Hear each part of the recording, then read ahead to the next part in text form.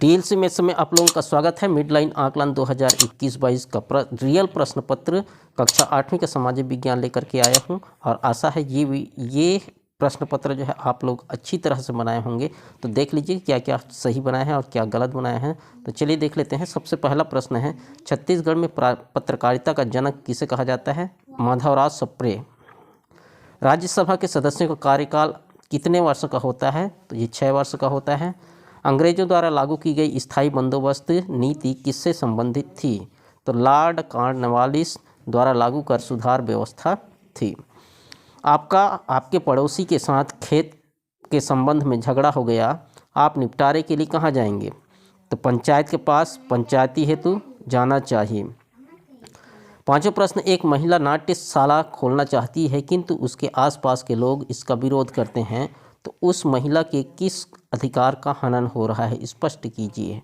तो मौलिक अधिकार का हनन हो रहा है। संविधान की शक्ति का उपयोग करने की छूट है, पर उसे मना करने से उससे आज़ादी नहीं मिल पा रही है, अतः उसे स्वतंत्रता का अधिकार है, उसमें मौलिक अधिकार का उपयोग नहीं कर पा रही है। छठवां प्रश्न, आपके आसपास ऐसे कौन कौन से साधन हैं जो हमें इतिहास की जानकारी देते हैं? कोई 3 लिखे। तो साहित्यिक पुस्तक, धार्मिक साहित्य, अभिलेख और मुद्राएं। सातवां, मृदा परिच्छेदिका का नामांकित चित्र बनाइए। नामांकित चित्र आप लोग बनाए होंगे। पहला संस्तर जो होता है ऊपरी मृदा का होता है, फिर उपमृदा, फिर अपक्षयित शैल और लास्ट में होता है आधारी शैल। भारत के संविधान की उद्देशिका में पंथ निरपेक्ष शब्द का अभिप्राय है। पंथ निरपेक्ष शब्द से आशय है कि राज्य की दृष्टि से सभी धर्म समान हैं। धर्म एवं पंथ किसी भी व्यक्ति का एकाधिकार नहीं होना चाहिए, भेदभाव नहीं होना चाहिए, कोई भी अपना अपना धर्म मान सकते हैं।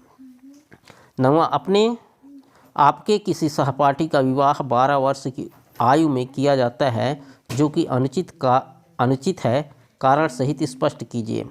कम उम्र 12 वर्ष में विवाह किया जाना कानूनन अनुचित है, क्योंकि संविधान में विवाह करने की उम्र लड़की के लिए 18 वर्ष और लड़के के लिए 21 वर्ष निर्धारित है। इसी के अनुसार विवाह करना चाहिए।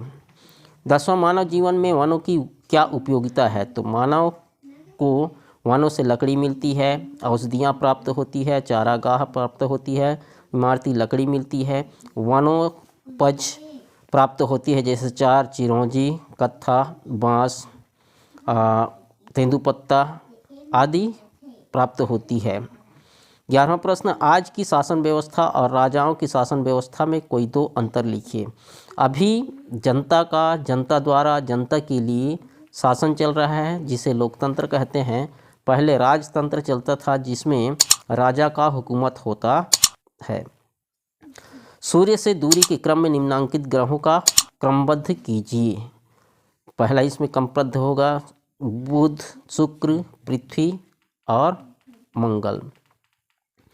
निम्नांकित चित्र में दर्शित 1 से 3 तक की अक्षांश रेखाओं का नाम पहचान कर लिखिए। तो इसमें पहला उत्तरी ध्रुव, दूसरा कर्क रेखा, तीसरा विषुवत रेखा या भूमध्य रेखा कहते हैं, और मकर रेखा और दक्षिणी ध्रुव है।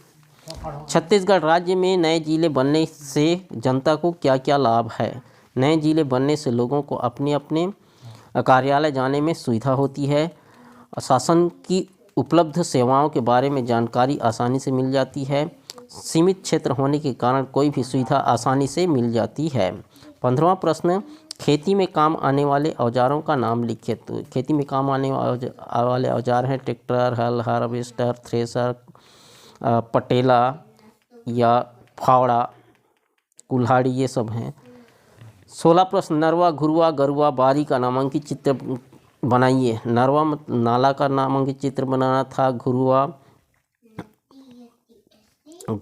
गोबर खाद का चित्र बनाना था, और गरुआ पशु का चित्र, और बारी हमारा कोलाबारी का चित्र बनाना था।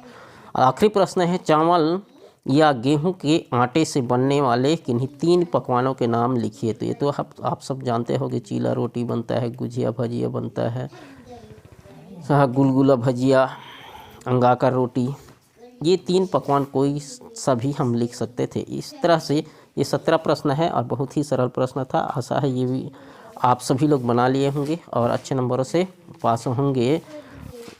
यदि ये वीडियो पसंद आया होगा तो अपने दोस्तों के साथ शेयर कीजिए और लाइक कीजिए।